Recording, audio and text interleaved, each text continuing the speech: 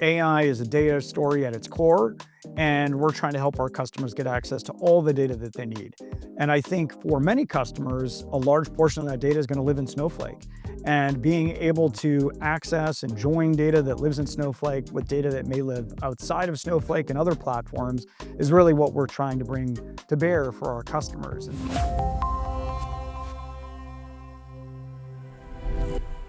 Hello, everyone, and welcome back to Data Cloud Now. I'm currently in the studio where I'm now delighted to be joined by Justin Borgman, founder and CEO at Starburst. Justin, such a pleasure to sit down with you. Thank you again for making the time. Thanks, Ryan. Really appreciate being here. Looking forward to diving in. Justin, we're seeing C-suite leaders wrestle with data fragmentation and the growing complexity of making their enterprise data ready for AI. From your vantage point at Starburst, what is the single biggest strategic hurdle this fragmentation creates for organizations trying to achieve true enterprise scale AI? And how has this led to the industry's urgent push toward greater open standards and interoperability? Yeah, so I think AI fundamentally is a data story. I think a lot of us realize that. And that means getting your house in order and getting access to high quality governed data wherever it lives. And that's a big part of what Starburst was founded to do. We're a data platform, much like Snowflake. We allow our customers the ability to access data in a variety of different data sources. So that includes Snowflake, that includes the data lake, that includes Oracle, Teradata, a whole host of different legacy systems. And really, we want to bring that access to bear for BI, reporting use cases, and increasingly AI. And I think AI is creating a new tailwind for us and many in the industry for the simple reason that fundamentally it's about getting access to the data. Very well said. And to your point, Starburst's mission is very much centered on freeing customers to see the invisible, which fundamentally implies unlocking data that was previously been siloed or inaccessible. How does having the flexibility to query and connect to all data wherever it resides translate directly into improved strategic decision making and, importantly, measurable ROI or cost efficiency? I think at the end of the day, it's giving our customers the ability to act more quickly with greater agility by being able to go direct to where the data lives. And that's been a challenge that's plagued the industry for decades. It's not a new problem. I used to be at Teradata many years ago, and that was obviously an early data warehouse and very much on-prem centered, but also had these aspirations of being the single source of truth. And I think what we discovered while we were there is that not one of our customers was actually able to put all of the truth in this one single source. And so really we wanted to help our customers provide access to all the different data that they have, regardless of where it lives, and make that very quickly and easily accessible, again, for a wide variety of use cases, ranging from business intelligence to now powering AI and applications. I love that very much, putting the customer first along the way. And one of the most exciting recent collaborations is the work Starburst and Snowflake are doing on the Open Semantic Interchange in establishing a common language for data. What does this open semantic layer mean for the average business leader in terms of data governance and ensuring consistent, trustworthy metrics across their entire distributed data landscape? I think this is a super exciting time for data users, data consumers, and data engineers, because you see the emergence and increased adoption of open standards, which you alluded to in the beginning.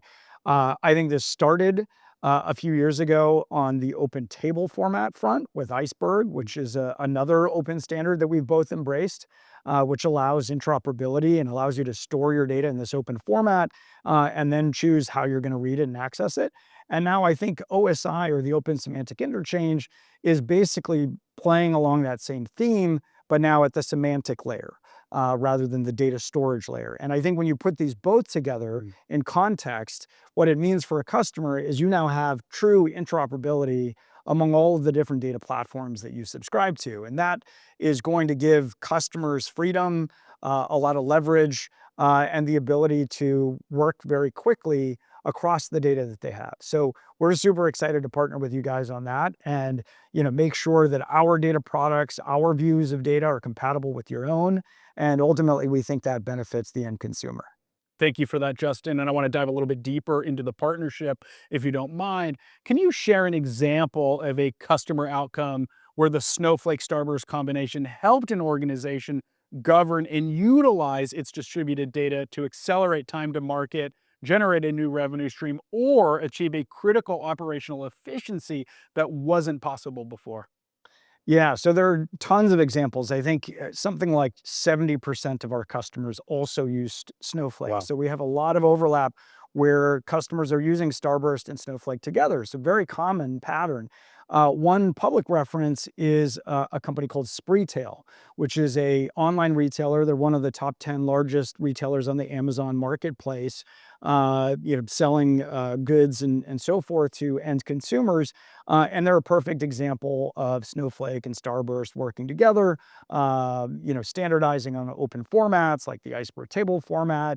And they, like many of our customers, are very excited about where we're both going on the semantic interchange and allowing that definition, that meaning of the data to now also be portable in addition to the data itself. It's great to hear the power of that collective ecosystem. Thank you for that. And I realize we've covered a lot, but now I want to look towards the future and what's next. From your seat as CEO, over the next, say, 12 to 18 months, how is the integration of Starburst architecture with Snowflake's platform preparing organizations to not just deploy new AI models, but to ensure they are built on a governed, scalable, and truly future-proof foundation? So again, AI is a data story at its core, and we're trying to help our customers get access to all the data that they need. And I think for many customers, a large portion of that data is going to live in Snowflake. And being able to access and join data that lives in Snowflake with data that may live outside of Snowflake and other platforms is really what we're trying to bring to bear for our customers. And so, the interoperability between these platforms is important because it gives customers that flexibility to kind of work across the ecosystem in support of their AI ambitions. And I think what we are seeing is that the power of optionality, the power of being able to work across Mm. different platforms is increasingly top of mind for data architects who are thinking about future proofing the long term architecture that they're building. And, I think what is very clear is that architecture is going to evolve over time. The models that people use, I think that's very unclear.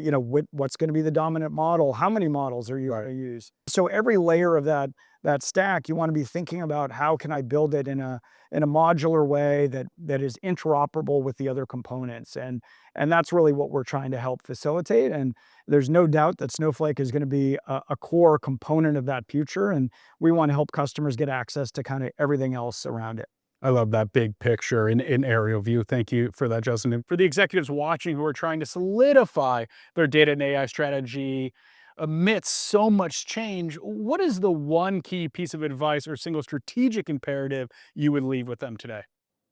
I would say prioritize optionality at every step of the Mm. way. And I think that is a value that is well understood in the world of finance and needs to be equally understood in the world of IT because, things are always changing. And I think that's the key, message I would suggest is build an architecture that can stand the test of time, that can work as various components of that architecture are evolving and changing, as opposed to really pigeonholing yourself and putting all your eggs into one basket. Because I think at the point of the journey in AI where we are today, there are far more unknowns than there are knowns, and so you should build, with that in mind.